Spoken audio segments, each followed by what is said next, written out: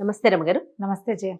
రమగారు, మనము ఉగాది పండుగ విశిష్టత మాట్లాడుకున్నాం. ఇంకా ఆ రోజు ఏం చేస్తామండి? ఇంకా చేయాల్సిన విధి విధానాలు ఏమన్నా ఉన్నాయా? వంట వండుకోవటమే. అంతేనా?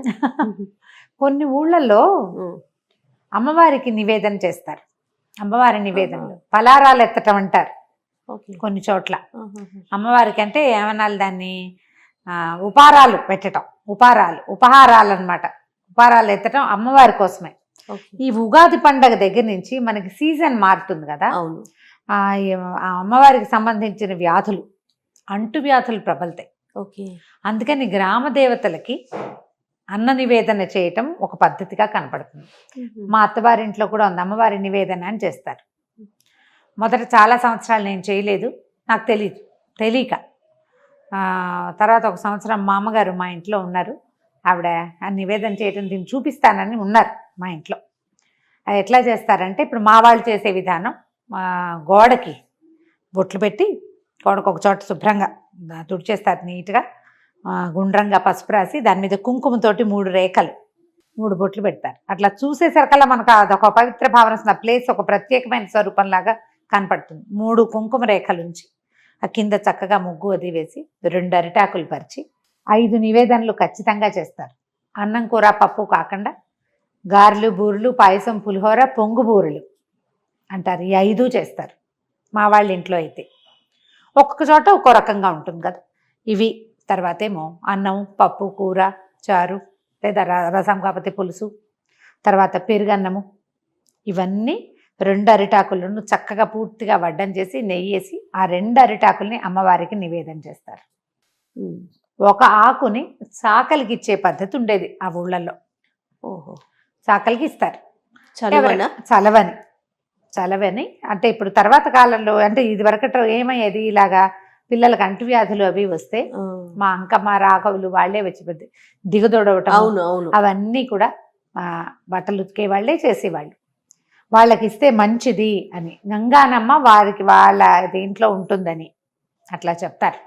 గంగానమ్మకి నివేదన చేయించటం కూడా మా ఊళ్ళో చాకలతోటి చేయిస్తారు. వాళ్ళే అలవాటుగా చేస్తారు. పెరుగన్నం నివేదన చేయటం కొన్ని చోట్ల, ఈ ఉపారాలు ఎత్తటంలో మన ఊళ్ళని బట్టి, ఇప్పుడు మా వాళ్ళ వైపు ఊరు పద్ధతి ఇది. నేను ఇంకొక చుట్టాల ఇంట్లో చూశాను నేను, వాళ్ళైతే ఇవన్నీ లెక్కగా 11 కుడుములు, 11 అలా ఇవి గారెలు, 11 బూరెలు, అట్లా అన్నీ 11 చేసి ఈ నూనెలో వేసే పదార్థాలు 11. తర్వాత ఏమో అన్నం కూడా 11 గుప్పెళ్ళ అన్నం ఉండి పులిహోర ఉండేరు. ఓహో, లెక్కగా ఆ మొత్తాన్ని నివేదన చేసి ప్రసాదంగా ఇంట్లోకి కొంత ఉంచుకుని తతిమాది చాకలికి ఇవ్వటం. ఇదో విధానం కనిపిస్తుంది. సాధారణంగా అందరూ కూడా గారెలు, బూర్లు, బొబ్బట్లు అలాంటివి చేసుకుంటాం.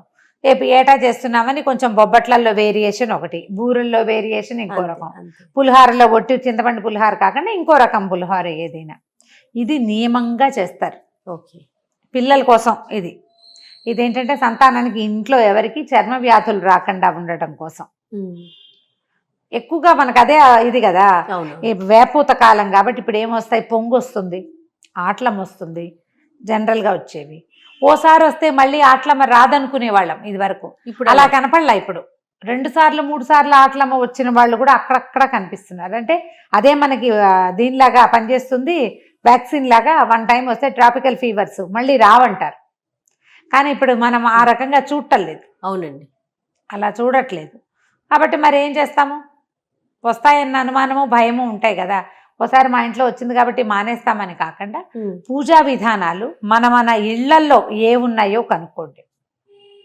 మన అమ్మమ్మ ఏం చేసేవారు, లేదా మన అత్తగారు, ఆవిడత్తగారు, వాళ్ళత్తగారు ఏం చేసేవాళ్ళు, అంతే. వీటిలలో అమ్మ వాళ్ళ వైపు చేసేదేదో మీకు ఒకటి అలవాటుగా ఉంది, అది మీకు మనసుకి ఇష్టం, మీ అత్తగారు పర్మిషన్ చేసుకుని మీ ఇంట్లో కూడా చేసుకోండి. మీ అత్తగారు పర్మిషన్ తీసుకోండి. వాళ్ళ ఇళ్లలో మనం చెయ్యొద్దు అని ఆవిడంటే చేయకూడదు. అత్తగారు లేరనుకోండి, అత్తలేని కోడలు ఉత్తమరాలు, అన్ని పనులు చేసుకోవచ్చు హాయిగా. లేకపోతే అడిగేదే లేదు కదా. ఉంటే మాత్రం అడిగి పర్మిషన్ తీసుకుని మీ కులాచారాలు, దేశాచారాలు, గ్రామాచారాలు, దేశాచారం అంటే మన ఊళ్ళల్లో చేసే పద్ధతులు అంతే, అలాంటివి చేయటం.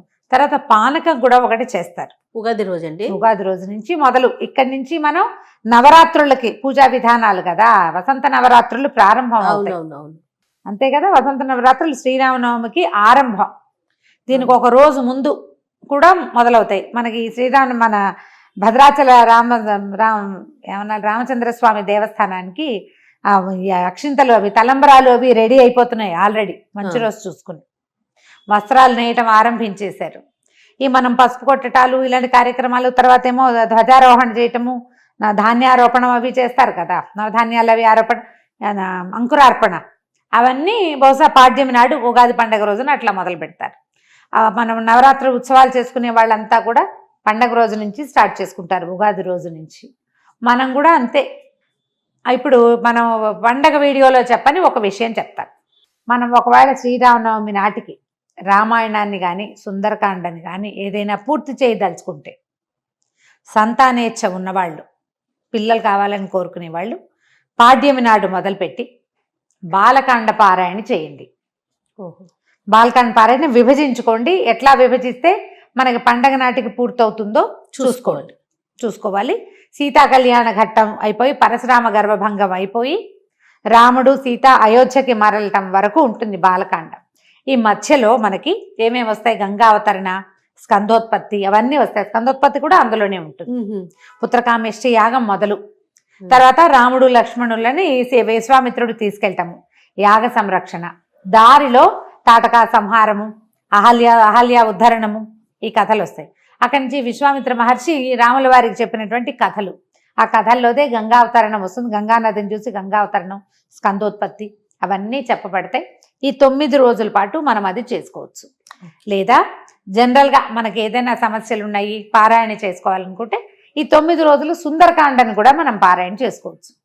పూర్తి రామాయణము పారాయణ చేయగలిగే కెపాసిటీ ఉన్న వాళ్ళు వాళ్ళ పద్ధతి ప్రకారం చేసుకుంటారు. అలా చేయలేని వాళ్ళు కనుక బాలకాండని చేయొచ్చు, తర్వాత దీన్ని చేసుకోవచ్చు. ఇంకో పాయింట్, మూడో పాయింట్ ఏంటంటే, మన పిల్లల్లో ఎవరికైనా దుష్ప్రవర్తులు ఉన్నాయి, లేదా సరిగా చదువుకోవట్లేదు, మాట వింటలేదు, దుస్సావాసాల పాలైపోయారు, వివాహాలు అయిన తర్వాత కూడా వాళ్ళు మనతోటి సరిగ్గా ఉండట్లేదు, ఇలాంటివి ఉంటే అయోధ్యకాండలోని తొలి 2 సర్గలు శ్రీరామ గుణవర్ణనము, 2 సర్గలు కలిపి ఒక 60 శ్లోకాలు ఉన్నాయేమో అటు ఇటుగా, ఆ 2 సర్గల్ని పారాయణ చేసుకోవచ్చు. అది కూడా పాడ్యమి నాడు మొదలు పెట్టుకుని నవమి నాటి దాకా, అంటే 9 సార్లు చదువుతాం మనం దాన్ని.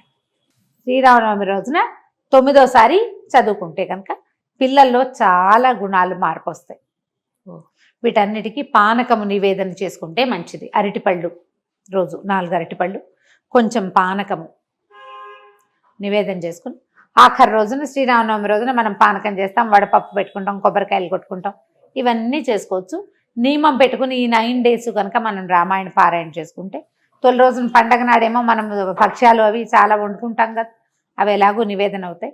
తర్వాత రోజులంతా కూడా మీరు 4 అరటిపళ్ళు, కొంచెం పానకము నివేదన పెట్టుకుని ఇది పూర్తి చేసుకుంటే కనుక విశేషమైన ఫలితం లభిస్తుంది. మనం వంటకాలకు ఏముంది, మన పద్ధతి ప్రకారం, మన ఇళ్లలో అలవాటు ఉన్న ప్రకారం పండగల్లో ఏం చేసుకుంటామో అదే చేసుకుంటాం, అదే చేస్తాం. ప్రత్యేకంగా చేయవలసింది ఉగాది పండగ రోజున ఉగాది పచ్చడి, శ్రీరామనవమి రోజున పానకము, అంతే. మధ్యలో అదంతా మన వీలు వెసులుబాటు. రామాయణ పారాయణ కనుక పెట్టుకుంటే మనం పానకం చేసుకుంటే మంచిది. తప్పకుండా. నమస్తే. నమస్తే.